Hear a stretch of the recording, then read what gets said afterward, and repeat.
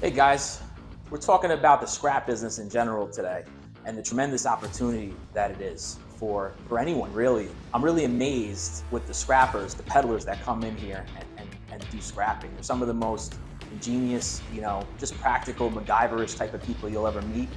And they're really making a killing. These guys are working hard. They're picking up scraps. Some of them are doing it full time.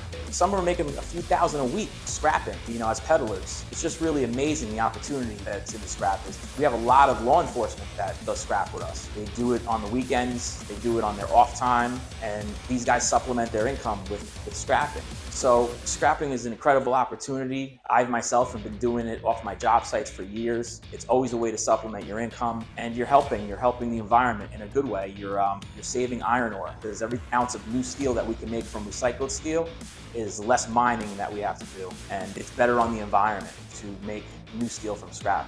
So get out there and pick up some scrap metal and bring it to ASAP, where we get you in and out fast with a fistful of cash.